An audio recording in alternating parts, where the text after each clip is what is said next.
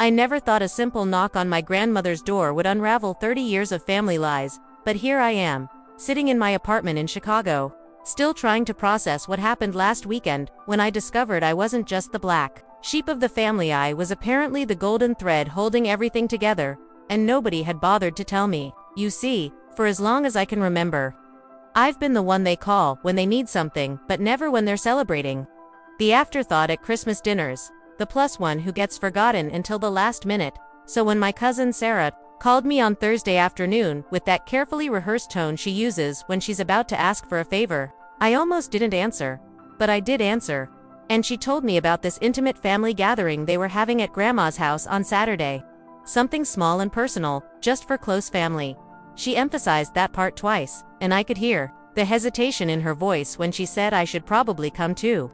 Like she was reading from a script someone else had written. The way she described it, you'd think they were planning a cozy little tea party with maybe 6 or 7 people. Nothing fancy, nothing that would require much preparation. Certainly nothing that would warrant the kind of nervous energy I could practically feel through the phone line as she spoke. I live about 4 hours away from my grandmother's house in the suburbs outside Milwaukee, and I hadn't been back there in almost 8 months. Not since last Christmas, when I sat at the kids' table, despite being 32 years old, watching my cousin's children get more attention than I did. Wondering why I even bothered showing up year after year to be treated like a stranger in my own family. My relationship with my relatives has always been complicated. A web of unspoken tensions and half-explained absences that I'd learned to navigate by simply expecting nothing and being grateful for scraps of inclusion. Growing up without a mother had been difficult enough, but growing up without a mother in a family that seemed to have collectively decided I was somehow less important than everyone else had been devastating in ways I'm still trying to understand. My father had remarried when I was 7 and moved to California with his new wife, leaving me to be raised by various aunts and uncles who took turns being responsible for me, like I was some kind of community project they all had to contribute to but none of them really wanted to fully commit to. I spent summers with Aunt Margaret, school years with Uncle Robert and his wife Linda, holidays rotating between different houses where I always felt like a visitor who had overstayed her welcome. The psychological impact of never having a permanent place, of never being anyone's first priority, of always feeling like I was taking up space that belonged to someone else, had shaped every relationship I'd ever had as an adult. I'd learned to be grateful for minimal attention, to never ask for too much, to make myself as convenient and undemanding as possible so that people wouldn't find reasons to exclude me even further. I'd spent my 20s in a series of relationships with men who treated me like I was lucky to have their attention, accepting behavior I would never tolerate now because I genuinely believed I didn't deserve better.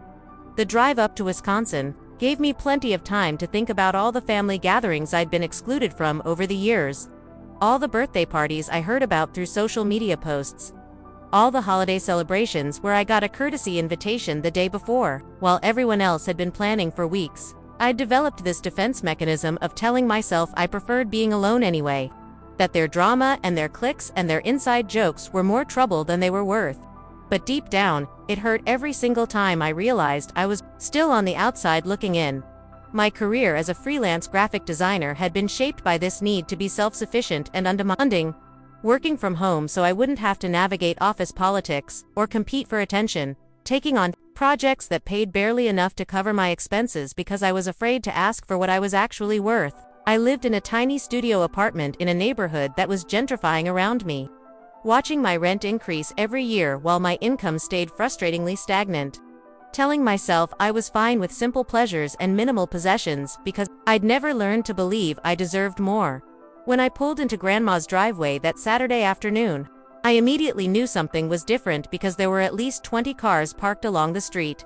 Expensive cars that belonged to relatives I hadn't seen in years, cars that definitely didn't suggest the intimate gathering Sarah had described. My stomach dropped as I sat in my old Honda Civic, suddenly feeling underdressed in my casual jeans and sweater, wondering if I'd misunderstood something fundamental about this whole situation, wondering if I should just turn around and drive home before anyone noticed I was there.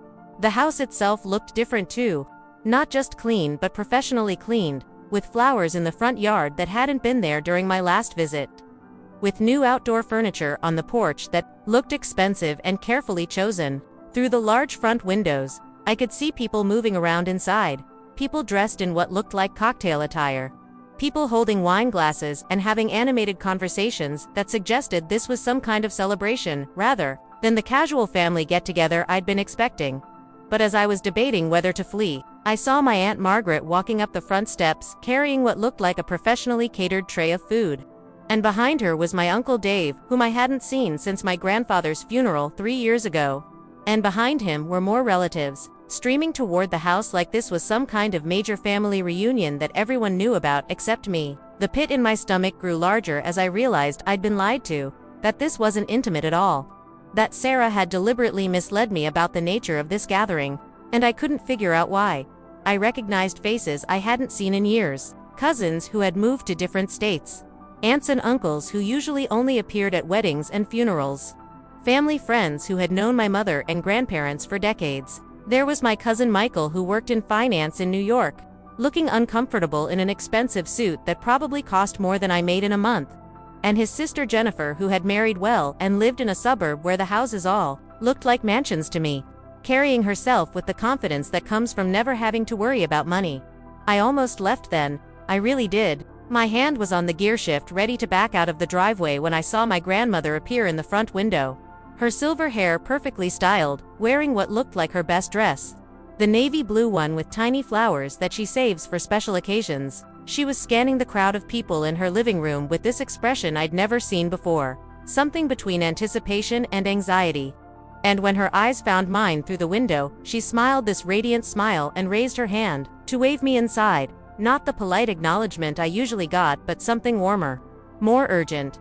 There was something in that smile that made me realize this wasn't just another family gathering where I would be tolerated on the periphery. Something that suggested I was actually expected, actually wanted, in a way that was completely unfamiliar to me. For a moment, I sat in my car trying to remember the last time anyone in my family had looked genuinely happy to see me. The last time I'd felt welcomed rather than merely included out of obligation. And I couldn't think of a single instance. Walking up to that front door felt like approaching the edge of a cliff, not knowing whether I was about to fly or fall. And when I stepped inside, the conversation in the living room didn't just pause, it stopped completely, like someone had pressed a mute button on the entire gathering. 30-plus relatives turned to look at me standing in the doorway, and I felt my cheeks burn with embarrassment as I tried to figure out what I'd walked into. Why everyone was staring at me like I was either the guest of honor or the unwelcome intruder. The silence was deafening and seemed to stretch on forever, though it probably lasted only a few seconds. And in that silence, I could see expressions on faces that I'd never seen before when they looked at me. There was guilt there, definitely guilt, but also something that looked like shame. And underneath both of those emotions was something that might have been relief. Like they'd all been holding their breath for a very long time and were finally about to exhale. My grandmother moved through the crowd with more energy than I'd seen from her in years, her eyes bright with something I couldn't identify. And when she reached me, she didn't just hug me. She held me, really held me, like she was afraid I might disappear if she let go. I could feel her trembling slightly, could smell the familiar scent of her lavender perfume mixed with something else, something that smelled like nervous perspiration and emotional exhaustion, like she'd been preparing for this moment for a long time and wasn't sure she was strong enough to go through with it. Then she stepped back, kept her hands on my shoulders, and in a voice that carried across the entire room, she said words that are still echoing in my head a week later. "She's the reason we're all here." The way she said it wasn't casual or explanatory, it was declarative, almost ceremonial. Like she was making an announcement that everyone had been waiting to hear but dreading at the same time. The silence that followed was so profound I could hear the grandfather clock ticking in the hallway, could hear someone's stomach gurgling, could hear the sound of my own heartbeat pounding in my ears as I tried to process what she'd just said. I looked around the room at faces I'd known my entire life, faces that were now looking back at me with expressions ranging from guilt to shame to something that might have been relief. And I realized that whatever was happening, whatever truth was about to be revealed, it was going to change everything I thought I knew about my place in this family. My cousin Sarah, the same Sarah who had called me with that carefully rehearsed invitation, was standing near the fireplace, looking like she wanted to disappear into the wallpaper. Her husband Mark had his arm around her shoulders in what looked more like restraint than comfort, and my Aunt Patricia, who had never been able to look me in the eye for more than a few seconds, was dabbing at her face with a tissue even though the emotional part hadn't even started yet. The pieces of a puzzle I didn't even know existed were starting to arrange themselves in my peripheral vision, but I still couldn't see the complete picture. Uncle Robert, who had always been the family's financial advisor and general manager of practical matters, was standing near the back of the room holding a manila folder that looked thick and official. And when he caught my eye, he nodded in a way that seemed to carry weight I didn't understand. Next to him was his wife Linda, who had taken care of me for 2 years when I was in middle school, and she was crying quiet tears that she kept wiping away with the back of her hand. Tears that seemed to be coming from some deep well of regret or sorrow that I'd never seen in her before.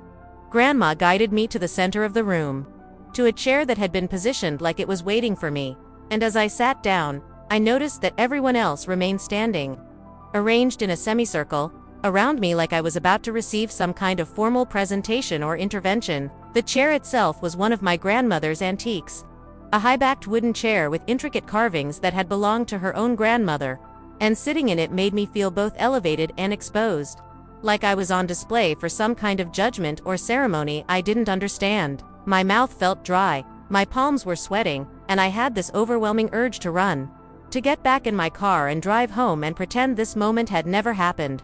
But something in my grandmother's eyes kept me rooted to that chair. She looked older than I remembered, more fragile, but also more determined, like she had made a decision that was going to require all of her strength to carry out. She began speaking in a voice that trembled slightly at first but grew stronger with each word, telling me about secrets that had been kept for decades, about conversations I was never supposed to overhear, about decisions that were made before I was born that had shaped every interaction I'd ever had with this family. Her words came slowly at first, like she was testing each one before letting it out, but as she continued, they began to flow more freely, like water breaking through a dam that had been holding it back for too long. She talked about my mother, who had died when I was 5, and how my mother had made certain requests, certain arrangements, certain sacrifices that the family had promised to honor but had somehow forgotten along the way. She described my mother as brilliant and independent, as someone who had seen farther into the future than the rest of them had been able to see, someone who had made plans and preparations that were meant to ensure I would never have to struggle the way she had struggled as a young woman. As she spoke, I felt like I was watching my entire life story being rewritten in real time, like someone was taking a book I thought I knew by heart and revealing that there were whole chapters I'd never been allowed to read. The mother I remembered was loving but distant, someone who had been sick for so long that my memories of her were mostly of hospital visits and hushed conversations between adults. But the mother my grandmother was describing was someone completely different, someone who had been actively planning for my future even while fighting for her own life. She told me about conversations they'd had during those long nights at the hospital. Conversations about what would happen to me if the treatments didn't work, about how to ensure I would be raised with love and security, about financial arrangements that were meant to give me opportunities that neither my mother nor my grandmother had been able to have when they were young. She spoke about promises that had been made at my mother's bedside, promises about honoring her wishes and protecting my interests, promises that everyone in this room had witnessed and agreed to uphold. But as her story continued, I began to understand that somewhere along the way, those promises had been reinterpreted, twisted into something that served the family's convenience rather than my mother's intentions. She told me about a trust fund that had been established in my name when I was a baby. Money that had been accumulating interest for over 30 years. Money that was supposed to ensure I never wanted for anything. Money that had been managed by various family members who had somehow convinced themselves that keeping me in the dark was protecting me. The room seemed to tilt as she explained how my mother had been the family's secret financial genius, how she'd made investments and business decisions that had secured everyone's comfortable lifestyles, how she'd insisted that if anything happened to her, I should be taken care of not just emotionally but financially, and how the family had interpreted taken care of to mean kept ignorant and dependent rather than empowered and informed. Every awkward family dinner, every time I'd struggled financially while watching my cousins take expensive vacations, every moment I'd felt like the charity case of the family suddenly made horrible, twisted sense. My grandmother's voice cracked as she told me about my mother's investment portfolio, how she'd put money into technology stocks in the early 80s when most people thought computers were a passing fad, how she'd bought real estate in neighborhoods that seemed worthless at the time but had become some of the most valuable areas in the city, How she'd set up education funds and business investment accounts that were all intended to give me choices and freedom that she'd never had. The numbers she mentioned were staggering, amounts of money I couldn't even properly conceptualize. Sums that would have changed everything about how I'd lived my entire adult life. She explained how my mother had specifically requested that I be told about my inheritance when I turned 18. How she'd wanted me to have the security of knowing I had options. The confidence that comes from financial independence. The freedom to pursue dreams without worrying about survival.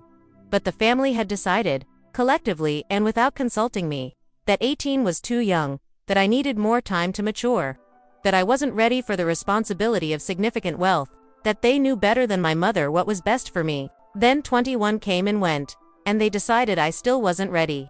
Then 25, then 30, each milestone bringing new excuses about why I needed more time, more stability, more proof that I could handle responsibility, more evidence that I wouldn't squander what my mother had worked so hard to provide. They'd convinced themselves that they were being wise guardians, protecting me from my own immaturity, but what they were really doing was protecting themselves from losing control, from having to treat me as an equal rather than as a dependent they could manage and direct. My Uncle Robert, who had always been the family's unofficial treasurer, stepped forward with that manila folder I'd noticed earlier, and when he opened it, I could see documents, bank statements, investment portfolios, legal papers that all had my name on them. His hands were shaking slightly as he handled the papers, and his usually confident voice was barely above a whisper as he began to explain the contents of the folder. As if speaking too loudly might make the whole situation more real than he was prepared to handle, he explained, in the halting voice of someone who knows he's about to confess to something unforgivable, how they'd convinced themselves that I was too young, too immature, too emotionally fragile to handle the responsibility of significant wealth, how they'd told themselves they were protecting me by managing everything on my behalf. But as he spoke, I could see the real truth in the faces around me. I could see the guilt and the shame and the knowledge that they hadn't been protecting me at all. They'd been protecting themselves, protecting their own comfort, their own sense of control, their own ability to feel superior to the family member they'd positioned as the perpetual outsider. The investments my mother had made had grown exponentially over the decades, turning what had been a comfortable nest egg into generational wealth, money that could have paid for any college I wanted to attend, any career I wanted to pursue, any dreams I wanted to chase. Instead, I'd worked my way through community college, taking classes part-time while working retail jobs that barely covered my basic expenses, believing that my limited options were just the reality of my circumstances rather than the result of deliberate deception. The real estate portfolio alone was worth more than I'd earned in my entire working life. Properties in Chicago and Milwaukee and other cities that my mother had purchased with an eye toward long-term growth. Properties that were now generating rental income that could have supported me comfortably while I pursued creative projects or further education or simply had the luxury of choosing work I was passionate about rather than work that paid the bills. But beyond the financial assets, there were other things I'd never known about. Educational accounts that had been set up to pay for graduate school or professional training. Business investment funds that were meant to help me start my own company if I wanted to. Travel accounts that were intended to give me the experience of seeing the world and understanding different cultures. All of it planned and prepared by a mother who had wanted me to have every opportunity she'd been denied. As Uncle Robert continued reading from the documents, I learned about stock portfolios that had been carefully diversified and professionally managed, about bonds and mutual funds and investment vehicles I'd never heard of, about an entire financial ecosystem that had been growing and compounding in my name for over 3 decades while I lived paycheck to paycheck and worried about whether I could afford to fix my car when it broke down. The numbers he showed me were staggering, more money than I'd ever imagined having. Enough money to buy a house, to travel, to pursue dreams I'd put aside because they seemed financially impossible. Enough money to never again have to smile politely while being treated like the family's charity project. But more than the money itself, what overwhelmed me was the realization of how many years I'd spent feeling inadequate, feeling like I needed to earn their love and acceptance, feeling grateful for invitations to events where I was merely tolerated, all while they knew I had every right to be treated as an equal member of this family. The psychological impact of this revelation was more devastating than the financial impact was liberating, because it meant that every moment of self-doubt I'd experienced, every time I'd wondered if I was being too sensitive about feeling excluded, Every instance where I'd accepted less than I deserved because I thought it was all I was worth had been based on a lie that my entire family had been actively maintaining for decades. My Aunt Linda stepped forward and began telling me about the practical ways this deception had affected my life, how they'd watched me struggle financially, and had convinced themselves that offering small helps here and there was kindness rather than acknowledging that they were denying me access to resources that rightfully belonged to me. She talked about times when I'd mentioned wanting to go back to school or start a business or travel, and how they'd discouraged me by talking about the risks and difficulties and expenses, all while sitting on money that could have made any of those dreams easily achievable. She described family meetings I'd never known about, discussions where they'd debated whether I was finally mature enough to handle the truth, meetings where they'd found new reasons to delay and new justifications for maintaining their control over my inheritance. She talked about how they'd rationalized their behavior by focusing on my struggles with depression and anxiety, conditions that had been largely caused by the financial stress and emotional isolation they'd created through their deception, using my resulting mental health challenges as evidence that I wasn't stable enough to handle financial responsibility. The circular logic was breathtaking in its cruelty. They'd created conditions that made me anxious and depressed, then used my anxiety and depression as justification for continuing to create those conditions, all while presenting themselves as caring family members who were protecting me from my own limitations. They'd taken my mother's gift of security and independence and turned it into a tool for maintaining my dependence and insecurity, ensuring that I would never feel confident enough to question their authority or demand better treatment. My grandmother's voice broke as she told me about the arguments that had raged behind closed doors for years. Family members who had wanted to tell me the truth facing off against others who insisted that secrecy was kindness. How she herself had been overruled time and again when she'd tried to advocate for transparency. She described nights when she'd lain awake feeling guilty about the deception, mornings when she'd picked up the phone to call me and tell me everything, only to be talked out of it by relatives who convinced her that disrupting the status quo would cause more harm than good. She spoke about watching me struggle and knowing she had the power to end that struggle with a single conversation, about seeing me accept treatment from family members that she knew I wouldn't tolerate if I understood my true position, about witnessing my self-esteem erode year after year while she sat on information that could have changed everything. The weight of carrying this secret had affected her own health and peace of mind, she said, but she'd allowed herself to be convinced that maintaining family harmony was more important than honoring my mother's wishes or respecting my right to self-determination. As I sat there absorbing this information, I became aware of something else happening in the room, a shifting of dynamics that felt almost physical, like the power balance that had defined my relationships with these people for 32 years was realigning itself in real. Cousins who had always spoken to me with barely concealed condescension were now looking at me with something that might have been respect, or maybe just fear that I would react with the anger they all knew I had every right to feel. The change in how they were looking at me was immediate and unmistakable, like someone had flipped a switch and suddenly I was visible to them in a way I'd never been before. People who had spent decades treating me like I should be grateful for their attention were now watching me carefully, trying to gauge my reaction, trying to figure out what this new reality meant for their relationship with me, trying to calculate how much damage their deception might have done to their standing in my eyes. And I was angry, angrier than I'd ever been in my life.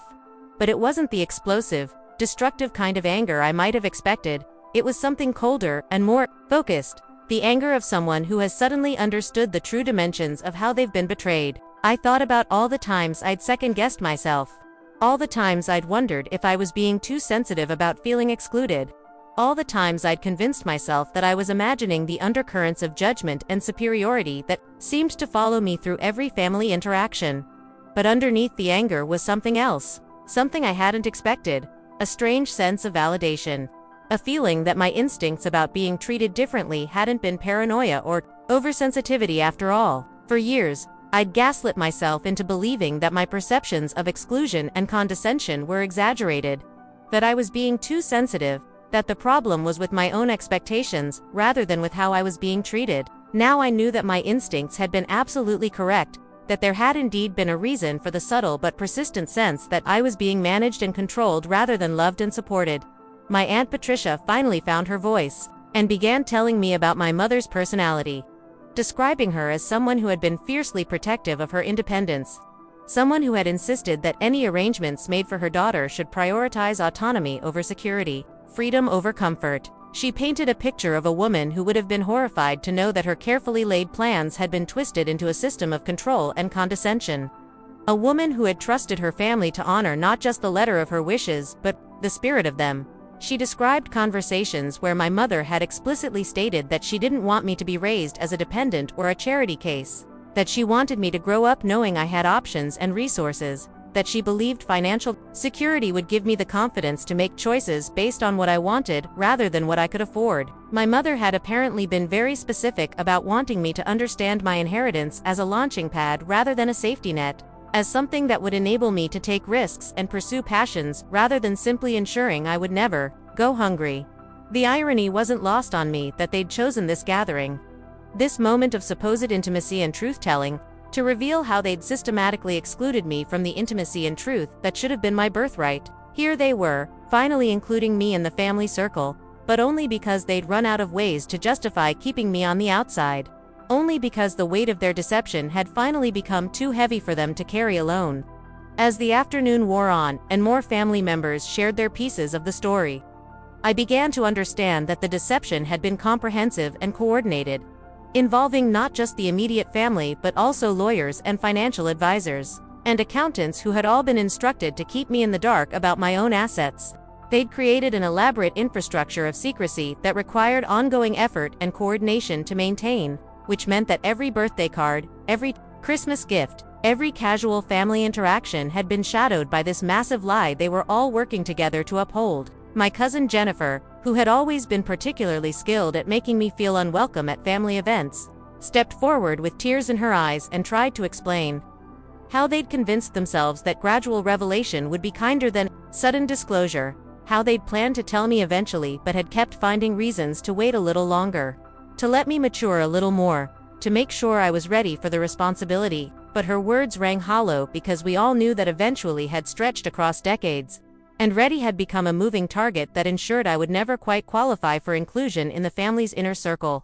She talked about how they'd watched me make decisions based on limited resources and had told themselves that struggle was building character, that financial pressure was teaching me valuable lessons about frugality and hard work, that knowing about my inheritance might make me lazy or entitled or careless with money. But even as she spoke, I could see that she didn't really believe her own justifications, that she was reaching for explanations that might make their behavior seem reasonable, even though she knew it had been fundamentally wrong. The truth was that they'd enjoyed having me as the family's struggling member, the one who needed their help, the one who was grateful for their generosity, the one who made them feel successful and stable by comparison.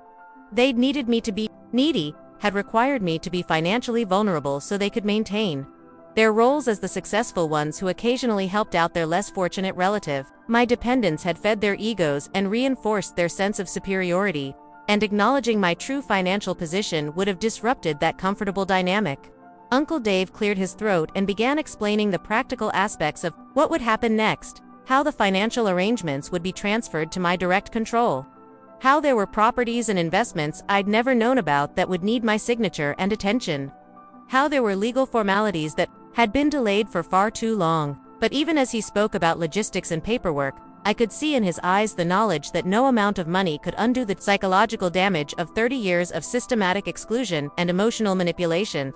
He mentioned properties I'd never heard of, real estate holdings in my name that had been generating rental income for decades, money that could have paid for therapy to address the depression and anxiety I'd developed from financial stress, money that could have allowed me to pursue relationships based on mutual respect rather than gratitude for minimal attention, money that could have given me the confidence to demand better treatment from everyone in my life, including the family members who were now standing around me looking ashamed and guilty. The rental properties alone represented a steady income that was more than I'd ever made from my freelance design work, passive income that would have allowed me to take creative risks, to turn down projects that didn't interest me, to pursue education or training that would have expanded my career options. Instead, I'd spent years taking on any work I could get, designing flyers for small businesses and wedding invitations for friends of friends, building a portfolio based on necessity rather than passion because I couldn't afford to be selective about the projects I accepted. There were also business investments that my mother had made in companies that had gone on to become major corporations. Early investments in technology firms and biotech companies and other ventures that had paid off spectacularly over the decades. She'd apparently had an intuitive understanding of emerging markets and future trends that had allowed her to identify opportunities that other investors missed. And the returns on those investments had compounded into amounts that seemed almost fictional to me. But perhaps most painful was learning about the education fund that had been set up specifically to pay for my college and graduate school expenses. Money that would have allowed me to attend any university I wanted without worrying about student loans or financial aid or part-time jobs that interfered with my studies. Instead, I'd attended community college part-time while working retail, taking 6 years to complete a degree that should have taken 2. Missing opportunities for internships and networking and study abroad programs because I couldn't afford to work for free or travel or make connections with people whose parents could support their unpaid career development. The scholarship opportunities I'd missed. The career paths I'd never considered because they required unpaid internships or graduate degrees I couldn't afford. The creative projects I'd abandoned because I needed to focus on earning money for rent and groceries. All of it represented a life unlived. A version of myself I'd never been allowed to become because my family had decided. They knew better than my mother what I needed and deserved. As the revelations continued, I learned about life insurance policies and investment accounts and trust funds that had been set up, not just for my immediate needs but for my eventual children, for the family I might someday create, for the generational wealth that my mother had wanted to establish so that her descendants would never face the financial insecurity she'd experienced as a young woman. The scope of her planning and preparation was breathtaking, a comprehensive vision of long-term security and opportunity that extended far beyond just ensuring I had enough money to survive. My grandmother pulled out a wooden box I'd seen on her dresser for years but had never been allowed to touch. And inside were letters my mother had written to me. Letters meant to be given to me at different stages of my life. Letters that explained her decisions and shared her hopes for my future and offered guidance for navigating the opportunities her financial planning had created. There were letters for my 18th birthday, my college graduation, my wedding day, the birth of my first child. Letters that represented conversations we would never have but thoughts she'd wanted to share with me as I moved through major life transitions. Reading just the first few lines of the letter meant for my 18th birthday brought tears I'd been holding back for hours. Tears of grief, not just for the mother I'd lost so young but for the relationship we could have continued to have through these written conversations. For the guidance and support and encouragement that should have been part of my journey into adulthood. She'd tried to continue mothering me even after her death, and my family had denied me access to that ongoing relationship by keeping these letters locked away for over a decade past their intended delivery dates. The letters revealed a woman who had understood exactly what she was trying to accomplish with her financial planning, who had thought carefully about the psychological and emotional implications of sudden wealth, who had prepared strategies for helping me navigate the challenges that come with significant resources. She'd anticipated questions I might have, concerns I might develop, pitfalls I might encounter, and she'd tried to prepare me for all of it. Through these written conversations that should have been part of my growing up process. But beyond the practical guidance, the letters were full of love and pride and confidence in my abilities. Expressions of belief in my potential that I'd never heard from anyone else in my family. Encouragement to take risks and pursue dreams, and trust my own instincts that stood in stark contrast to the constant messages of limitation and caution I'd received from the relatives who'd been managing my inheritance. My mother had seen me as capable and strong and deserving, while my family had treated me as fragile and irresponsible and in need of their protection from my own poor judgment. As the afternoon wore on and the full scope of the deception became clear, I realized that this gathering wasn't really about making amends to me. It was about making themselves feel better about what they'd done, about finding a way to assuage their guilt without fully confronting the magnitude of their betrayal. They wanted absolution more than they wanted justice. They wanted to feel like good people who had made understandable mistakes, rather than face the reality that they had systematically deprived me of agency and dignity for my entire adult life. The way they told the story, they were well-meaning guardians who had made difficult decisions with my best interests at heart. People who had been trying to protect me from the corrupting influence of wealth or the burden of financial responsibility I wasn't mature enough to handle, but their version of events couldn't explain why they'd continued to exclude me from family financial discussions even as I approached 30. couldn't justify why they'd never even mentioned the existence of my inheritance when I was struggling to pay for basic necessities, couldn't account for why they'd actively discouraged me from pursuing opportunities that my mother's money could have easily funded. The more they tried to explain themselves, the more obvious it became that their primary concern had never been my well-being. It had been maintaining their own comfort and control, preserving a family dynamic that worked for them even though it was devastating for me. They'd gotten so used to being the successful ones who helped out their struggling relative that they'd forgotten I was only struggling because they were actively preventing me from accessing resources that belonged to me. But something unexpected happened as I listened to their justifications and apologies and explanations. Something I hadn't anticipated when I walked through that door a few hours earlier. I began to feel not just anger and hurt, but a strange kind of liberation. A sense that understanding the truth about my situation, even this painful and infuriating truth, was giving me a power I'd never had before. For the first time in my life, I wasn't trying to figure out why I didn't quite fit. Why I always felt like I was on the outside looking in. Why every family interaction felt like a performance where I didn't know my lines. The knowledge of what they'd done was terrible. But the knowledge of who I actually was, of what I was entitled to, of the security and independence that had always been mine by right, was transformative in a way I couldn't have imagined. I wasn't the struggling, marginally employed, emotionally needy relative they'd all learned to tolerate with varying degrees of patience. I was someone who had been systematically robbed of her inheritance and her dignity, someone who had survived, and even thrived, despite their efforts to keep me small and dependent. The shift in my understanding of myself was immediate and profound. Like putting on glasses for the first time and realizing the world had always been much clearer and more detailed than I'd been able to see. Every decision I'd made based on financial limitations. Every opportunity I'd passed up because it seemed too expensive or risky. Every relationship I'd accepted where I was treated as less than equal because I thought it was all I deserved, suddenly looked completely different when viewed through the lens of knowing I'd had resources all along. I thought about the art classes I'd wanted to take but couldn't afford. The graduate programs I'd researched but never applied to because the cost seemed impossible. The business ideas I'd abandoned before even trying because I didn't have startup capital. The trips I'd dreamed of but never planned because international travel seemed like a luxury reserved for people who came from money. All of it could have been mine. All of it had been waiting for me, if only someone had bothered to tell me it existed. My grandmother, who had remained surprisingly strong throughout the revelations, took my hand and told me about conversations she'd had with my mother in the hospital during those final weeks.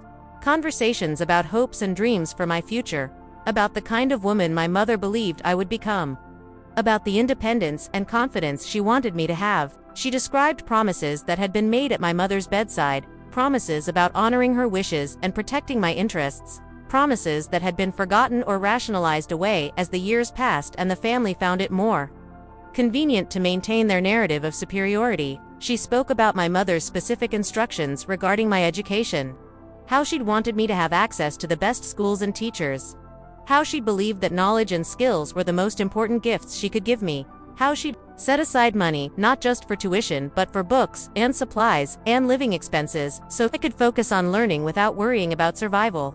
The education fund alone would have covered a PhD at any university in the country, with enough left over for research trips and conferences and all the professional development opportunities that create successful academic careers. But it wasn't just formal education my mother had planned for. She'd also established accounts for what she called life education. Money meant for travel and cultural experiences and exposure to different ways of thinking and living that she believed were essential for developing empathy and wisdom. She'd wanted me to see the world, to understand other cultures, to speak multiple languages, to have the kind of broad perspective that comes from experiencing life beyond the narrow confines of our Midwestern family bubble. The travel fund would have allowed me to spend summers in Europe during college, to study languages in immersion programs, to volunteer with international organizations, to develop the kind of global perspective that opens doors and creates opportunities in ways that small-town experiences never could. Instead, I'd never been outside the United States, had never learned a second language beyond high school Spanish, had never had the confidence that comes from successfully navigating unfamiliar places and cultures. As my grandmother continued, sharing details about my mother's planning, I realized that everything I'd been told about my mother's death had been filtered through the family's desire to maintain control over me. They'd presented her final illness as a tragic interruption of normal family life, something that had left everyone scrambling to figure out how to care for me, when in reality she'd spent months preparing detailed instructions for exactly how she wanted me to be raised and supported. She'd interviewed potential guardians, established relationships with financial advisors and lawyers who specialized in estate planning for minor children, created backup plans and contingency arrangements for different scenarios that might arise as I grew up. She'd been anything but helpless or unprepared. She'd been methodical and thorough, and incredibly thinking, in ways that the family had either ignored or actively worked against. The legal documents Uncle Robert showed me revealed the extent of my mother's preparations, page after page of carefully crafted instructions about everything from my daily care to my long-term education to the values she hoped I would develop as I matured. She'd written detailed explanations of her financial decisions, descriptions of why she'd chosen certain investments over others, guidelines for how the money should be managed and distributed as I reached different ages and life stages. There were instructions about encouraging my creativity, supporting any artistic interests I might develop, providing resources for pursuing unconventional career paths if that's what made me happy. She'd specifically stated that she didn't want me to feel pressured to pursue traditionally stable careers if I had passions that led in other directions, that the financial security she was providing should give me the freedom to take risks and follow dreams that other people might not be able to afford to chase. Reading her words about wanting me to be brave and adventurous and unafraid of failure because I would always have a safety net to fall back on was devastating, because it described exactly the opposite of the person I'd become under my family's care. They'd raised me to be cautious and grateful and small, to never ask for too much or expect too much or risk too much, to be satisfied with whatever scraps of opportunity came my way rather than actively pursuing the life I wanted. The person my mother had envisioned me becoming was confident and independent and willing to take chances. Someone who used financial security as a launching pad for exploration and growth rather than as a reason to play it safe and avoid challenges. She'd wanted me to be the kind of person who said yes to opportunities even if they seemed scary or difficult, who traveled to places that seemed exotic or unfamiliar, who pursued relationships and careers and experiences based on what excited me rather than what seemed practical or safe. Instead, I'd become someone who was afraid to even apply for jobs that seemed too good for me, who turned down social invitations because I couldn't afford to participate fully, who avoided romantic relationships with people who seemed too successful, or sophistication because I felt like I didn't belong in their world. I'd internalized the family's message that I should be grateful for whatever I could get rather than actively pursuing what I actually wanted. But as I sat in that chair, surrounded by guilty family members, I could feel something shifting inside me. Something that felt like the person my mother had expected me to become finally starting to wake up after 30 years of dormancy. The financial security I was learning about was important. But more important was the knowledge that I'd been right to want more. Right to feel like I deserved better. Right to be angry when I was treated as less than equal. The revelation wasn't just changing my understanding of my past, it was changing my sense of what was possible for my future. Opening up possibilities I'd never allowed myself to seriously consider because they'd seemed too expensive or unrealistic, or above my station. Suddenly graduate school wasn't just a fantasy, it was something I could start planning for immediately. Travel wasn't just something I looked at in magazines, it was something I could book that afternoon if I wanted to. More than that, I realized I never again had to accept treatment from anyone that was based on their assumption that I needed them more than they needed me. I never again had to smile politely when someone did me a small favor while acting like they were being incredibly generous. I never again had to feel grateful for inclusion in events where I was barely tolerated, or accept friendships where I was always the one who accommodated and compromised and made sacrifices to maintain the relationship. My cousin David, who had been standing quietly near the back of the room throughout most of the revelations, finally stepped forward and began talking about his own guilt and complicity in the deception. He'd been one of the younger family members when the decisions about my inheritance were originally made. But as he'd gotten older and started managing his own finances, he'd begun to understand the magnitude of what was being kept from me. He described family gatherings where he'd wanted to say something, moments when he'd watched me struggle with problems that could have been easily solved with access to my own money, times when he'd seen me make decisions based on financial limitations that didn't actually exist.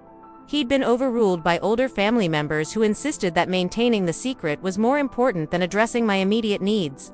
But he'd carried the guilt of his silence for years. His confession opened the floodgates for other family members to share their own moments of doubt and guilt.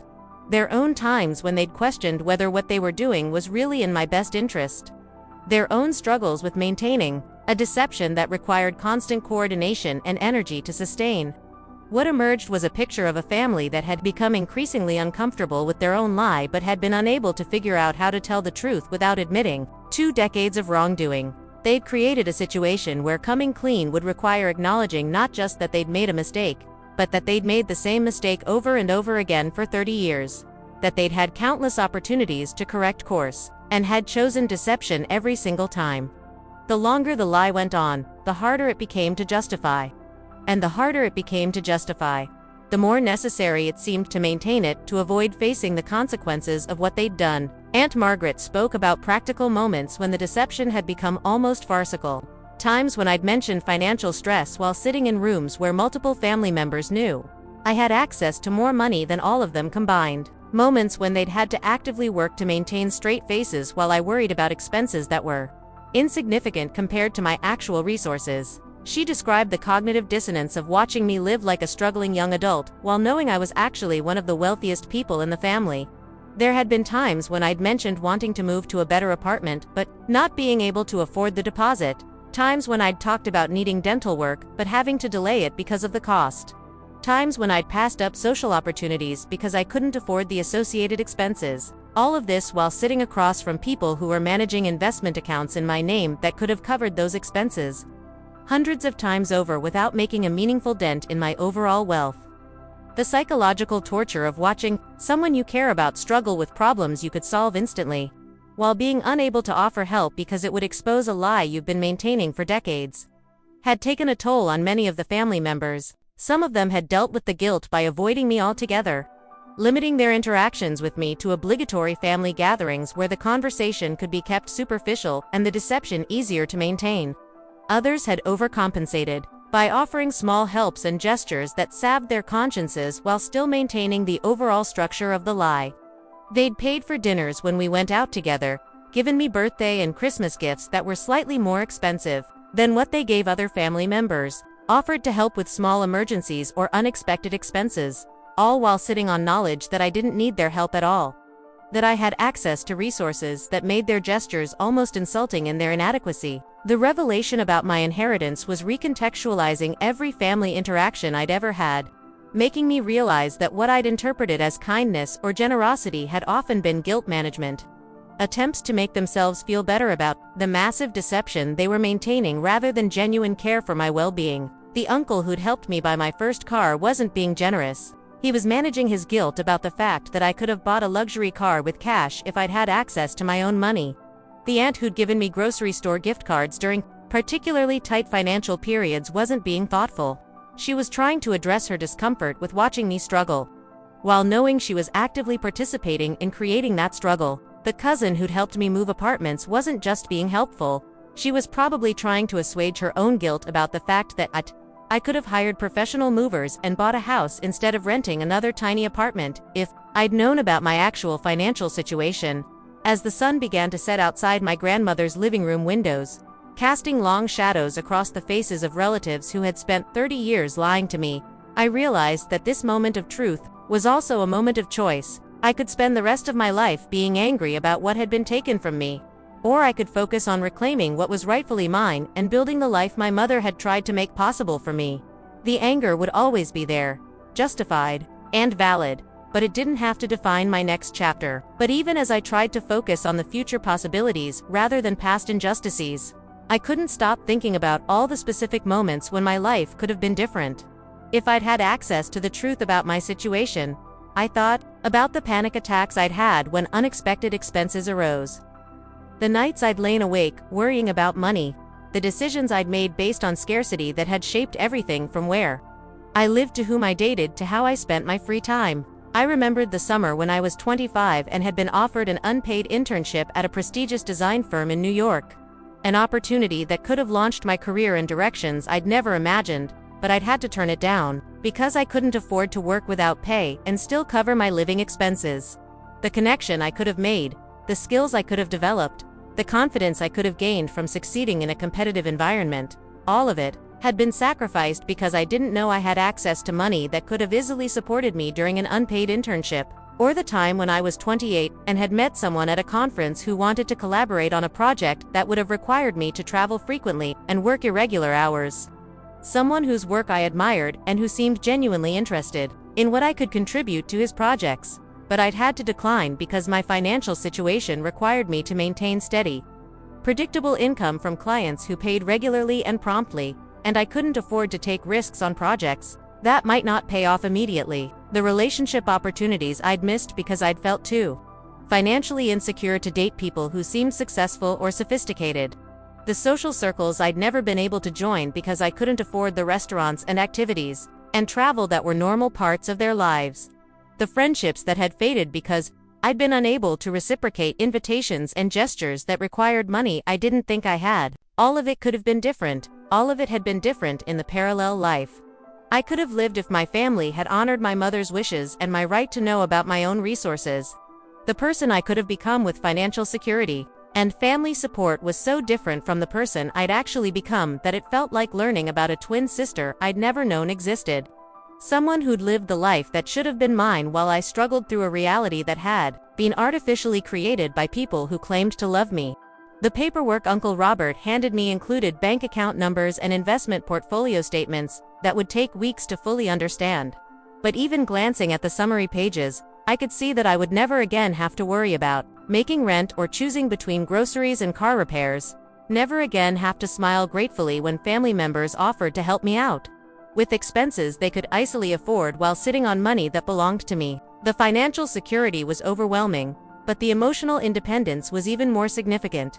There were accounts I'd never heard of, investment vehicles I didn't understand, properties in cities I'd never visited, all of it managed by professionals who'd been sending regular reports to family members who'd been making decisions about my money without any input from me.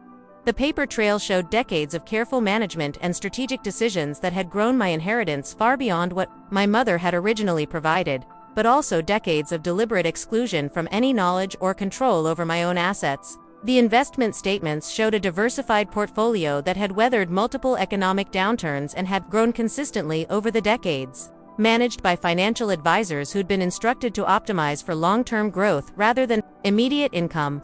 My mother had apparently chosen conservative, steady investment strategies that prioritized preserving wealth over generating quick returns. Strategies that had paid off spectacularly as the investments had had 30 years to compound and grow. There were technology stocks that had been purchased in the 1980s and had split multiple times. Real estate investments that had been made in neighborhoods before they became desirable. Bonds and mutual funds and other investments that I didn't even understand but that had apparently been generating returns for my entire adult life. The numbers were staggering not just because of their size but because of what they represented. Decades of financial security that I'd never known I had, resources that could have changed every major decision I'd ever made. But beyond the financial accounts, there were other revelations that were equally significant in their own ways. I learned that my mother had established relationships with educational institutions, had made arrangements for me to have access to certain programs and opportunities, had even set up meetings with mentors and advisors who were supposed to help guide my academic and professional development. All of these connections and opportunities had been either ignored or actively prevented by family members who'd decided they knew better than my mother what kinds of influences I should have in my life. There had been scholarship opportunities that had been declined on my behalf, summer programs I'd never been told about, mentorship relationships that had been allowed to lapse because no one had maintained the connections my mother had carefully cultivated. She'd tried to create a network of support, an opportunity that would supplement the financial resources she was providing. But that network had been dismantled by family members who'd been more concerned with maintaining control than with honoring her comprehensive vision for my development. The scope of what had been taken from me was almost too large to comprehend. Not just money but opportunities, relationships, experiences, the entire trajectory of personal and professional development that my mother had tried to set in motion. She'd created not just financial security but a foundation for success that included education, mentorship, networking, and exposure to ideas and people and places that she'd believed would help me become the person she'd hoped I could be. When I finally stood up from that chair in the center of the room, I felt different. Not just because of what I'd learned, but because of how I'd learned it. Because of the strength I'd found to sit through hours of revelations and justifications, without falling apart, without letting their guilt and fear diminish my right to be angry about what they'd done. I looked around the room at these people who had shaped so much of my understanding of myself and my place in the world. And for the first time in my life, I didn't feel like I needed their approval or acceptance. The power dynamic had shifted, so completely that it was almost disorienting, like suddenly realizing you've been reading a map upside down and everything you thought you knew about the landscape was wrong. These people who had treated me with condescension and pity for decades were now looking at me with something approaching deference, uncertain about how I would use the power that came with knowledge and resources, afraid that I might choose to exclude them from my life, the way they'd excluded me from full participation in the family. But even more significant than their changed attitudes toward me was my changed attitude toward myself. The sudden understanding that I didn't have to accept poor treatment from anyone, that I had options and resources and the freedom to make choices based on what I wanted rather than what I could afford or what seemed safely within my reach. The psychological shift was immediate and profound. Like stepping out of a small, cramped room into a vast open space where I could finally stretch and breathe and move freely. My departure from that gathering wasn't dramatic or confrontational, it was simply final in a way that previous departures had never been. I hugged my grandmother, shook hands with relatives who seemed uncertain whether I would ever speak to them again, and walked out to my car with a manila folder full of documents. That would change everything about how I lived and how I saw myself. The drive back to Chicago felt different than the drive up had, not because the landscape had changed, but because I had changed. Because I was no longer the person who had worried about whether she belonged at family gatherings. As I drove through the familiar countryside between Milwaukee and Chicago, I found myself making mental lists of all the things I'd always wanted to do but had dismissed as impossible or impractical. Graduate school wasn't just a distant dream anymore. It was something I could start researching and applying for immediately. Travel wasn't just something I looked at in magazines, it was something I could begin planning that very week. The art studio I'd always fantasized about wasn't just a fantasy anymore. It was something I could start shopping for as soon as I got back to the city. But more than the specific opportunities that were suddenly available to me, what felt most transformative was the knowledge that I'd been right all along about deserving better. About feeling like something was missing from my family relationships. About sensing that there were currents of deception and manipulation that I couldn't quite identify but could definitely feel. My instincts about being treated differently hadn't been paranoia or oversensitivity, they'd been accurate perceptions of a reality that everyone around me had been working to hide. Over the past week, as I've begun the process of understanding and claiming my inheritance, I've had time to think about the complexity of what happened in that living room, about the ways that family systems can perpetuate injustice while convincing themselves they're acting out of love, about how power and money can corrupt even the most basic obligations of honesty and respect. I've also had time to think about my mother, to imagine what she would think about how her carefully laid plans had been subverted, about how her desire to give me independence had been twisted into a tool for controlling me. The process of working with financial advisors and lawyers to transfer control of my assets has been overwhelming but also educational, forcing me to learn about investment strategies and tax implications and estate planning in ways I'd never had to consider before. Every meeting and phone call and document signing has been a reminder of how much of my own life I'd been excluded from. How many decisions had been made about my money without any input from me, how comprehensive the deception had been. But I've also been surprised by how quickly I've adapted to thinking of myself as someone with resources and options. How naturally I've begun making decisions based on what I want rather than what I can afford. The psychological shift from scarcity thinking to abundance thinking has been faster than I would have expected. Like my brain was just waiting for permission to believe that I deserved more than I'd been accepting. The practical changes in my daily life have been immediate and dramatic. I've already given notice on my cramped studio apartment and put a deposit down on a beautiful one-bedroom in a neighborhood I'd always admired but never thought I could afford. I've enrolled in Italian classes and booked a trip to Florence for next month, something I'd dreamed about doing for years but had always dismissed as too expensive and frivolous. I've also started therapy with a psychologist who specializes in family trauma and financial abuse. because I'm beginning to understand that what my family did to me wasn't just deception. It was a form of systematic, emotional, and financial abuse that will take time and professional help to fully process and recover from. The therapist has helped me understand that the depression and anxiety I've struggled with for years were natural responses to being gaslighted and controlled. That my sense of not quite belonging anywhere wasn't a personal failing, but a reasonable reaction to being systematically excluded from my own life. One of the most difficult aspects of processing this revelation has been grappling with how to maintain relationships with family members who participated in deceiving me for decades. Some of them have reached out repeatedly since that gathering, wanting to continue conversations about their motivations and regrets, wanting reassurance that I understand they were trying to act in my best interest, wanting forgiveness that I'm not yet ready to offer. Others have maintained distance, perhaps recognizing that there's nothing they can say that would justify what they did. Perhaps understanding that rebuilding trust will require time and actions rather than explanations and apologies. A few have made efforts to demonstrate their sincerity about wanting to make amends, offering to help me navigate the practical aspects of claiming my inheritance or providing information about family history I'd never been told. My grandmother has been the most persistent in trying to maintain contact, calling several times a week to check on how I'm handling the transition and to share more stories about my mother and the plans she'd made for my future. These conversations have been both comforting and painful, giving me insights into my mother's personality and hopes, while also highlighting the extent of what was taken from me when the family decided to ignore her instructions. But even as I'm working to understand and forgive the family members who participated in deceiving me, I'm also setting boundaries that I've never been able to establish before. I no longer feel obligated to attend family gatherings where I might be uncomfortable. No longer feel like I need to maintain relationships that require me to minimize my own feelings to make other people comfortable. No longer feel like I have to be grateful for treatment that falls short of basic respect and consideration. The woman who walked into my grandmother's house last Saturday was someone who had spent her entire adult life feeling like she wasn't quite enough, wasn't quite worthy, wasn't quite family in the same way that everyone else was family. The woman who walked out was someone who understood that the problem had never been with her adequacy or worthiness. The problem had been with a system that required her to feel inadequate in order to function smoothly for everyone else. That realization has been worth more than all the money in those investment accounts, more than all the properties and assets I'm still discovering I own. I've been thinking too about the nature of secrets and how they shape families. How the things we don't say can be more powerful than the things we do say.